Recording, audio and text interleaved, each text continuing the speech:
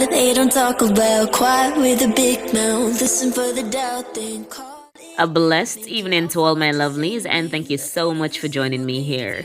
Ladies, in today's video, I'll explain 10 different tips that are necessary for gaining mass in the lower body while you watch me push through this leg day. Are you ready? Let's go.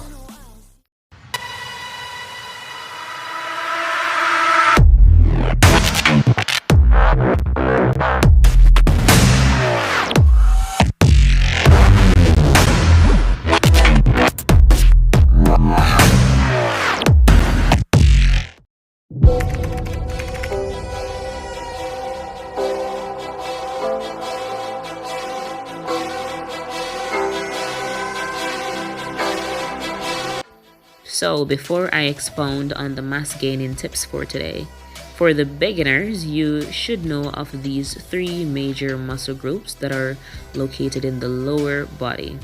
They are quadriceps, hamstrings, and glutes. So the quads are the muscles that cover the front and the side of the legs, while the hamstrings are the tendons located at the back of the thighs. The glutes, which is rightfully known as gluteal muscles, are located at the back of the hip, which forms the buttocks.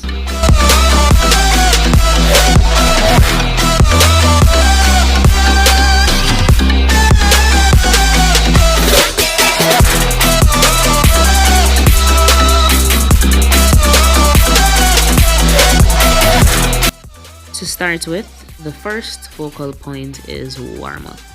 As I explained in volume 1 of my Get Fit speech, you need to practice warming up before you start your routines. This is great for muscle activation and improving the efficiency of your workout. Also, do not forget to cool down to ease out of your workout sessions.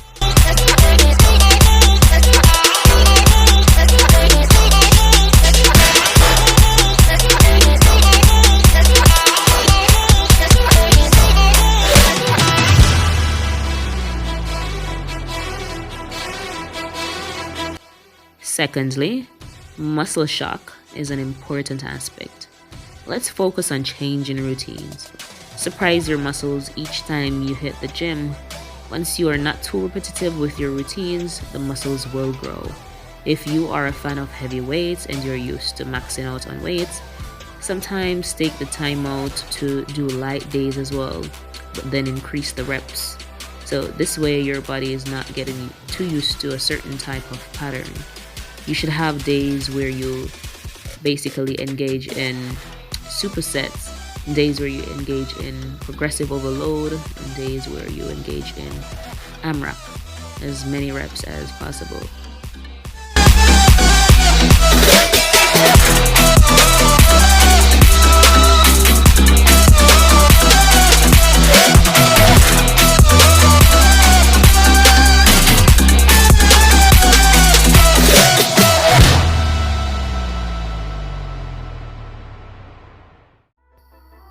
So another focal point is to ensure that you do both isolation and compound exercises. So isolation exercises target specific areas, which gives you the opportunity to optimize growth in the focus areas. But you want to practice doing compound exercises as well, as this is a great medium for lifting heavier. To add, it is best to do at least 5 to 6 different lower body exercises on each leg days for a proper isolation.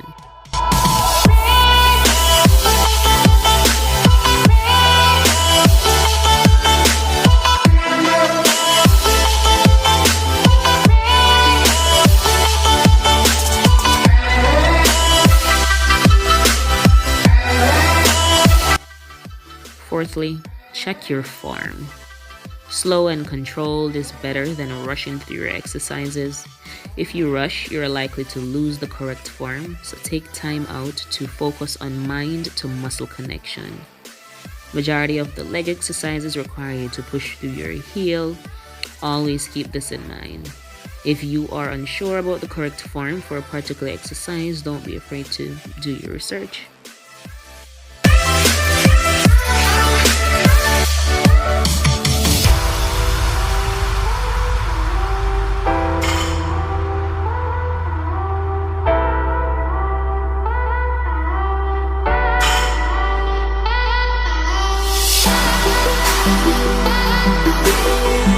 Another important tip to note is adding resistance. The more resistance you add is the more intense your workout will be. This is a great method to use on your bulking journey, since adding resistance helps you to tone while bulking and maintain muscle endurance. So feel free to bring your resistance band along with you to the gym to utilize it while doing certain exercises.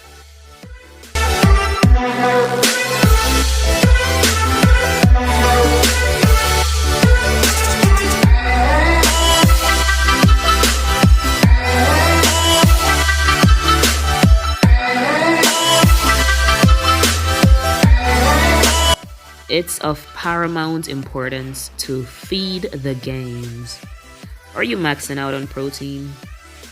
Are you eating protein at every meal and getting your carbohydrates in? Are you drinking your protein shakes to help you meet the calorie surplus in order to build? If you aren't feeding the muscles, no matter how much weight you're pumping, they won't grow. You can't be eating less than 3 meals daily and not hydrating your body and expect a change in growth. You have to feed them in order to bulk. That's key.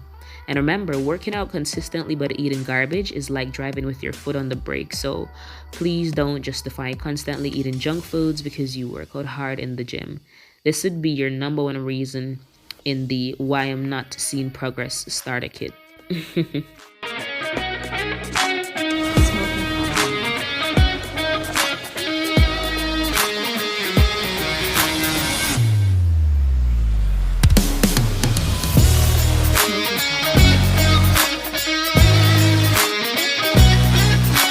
Now let's talk about not overtraining.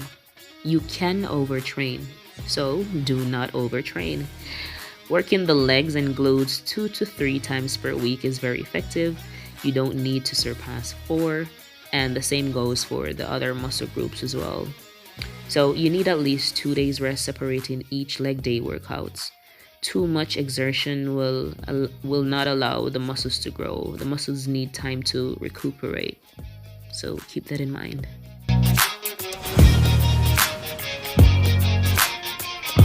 Smokinkat on me.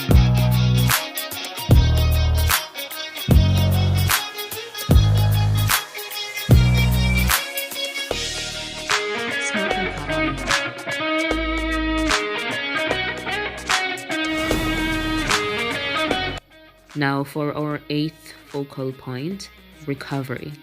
Stretching and getting massages helps to release tight muscles. Another great form of recovery is using the sauna, as this is a great source of relaxation. Ice bath can also be used to quell soreness.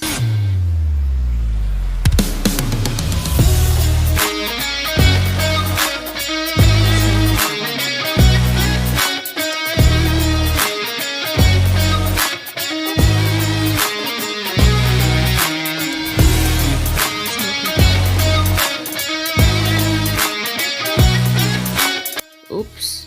Have you ever forgotten to sleep? I haven't. The pituitary gland releases a growth hormone when we sleep, and this is what rebuilds and repairs muscle cells. If you aren't getting your 7 to 8 hours rest in nightly, you aren't gonna see them results, baby. Proper rest is a must.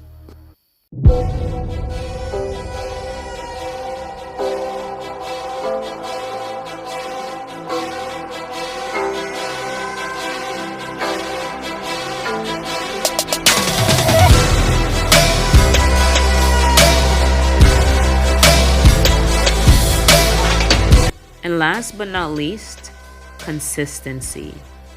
Let's ensure fitness has become a part of your lifestyle rather than seeing it as an obligation.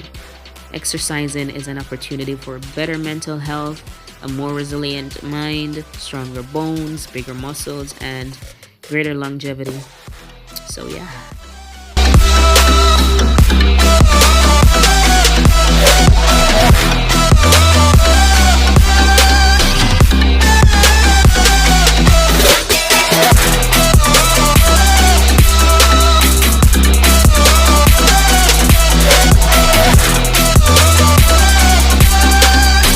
I appreciate you tuning in today. I hope you've grasped and will apply the knowledge learned today into your fitness lifestyle. Enough love and stay safe.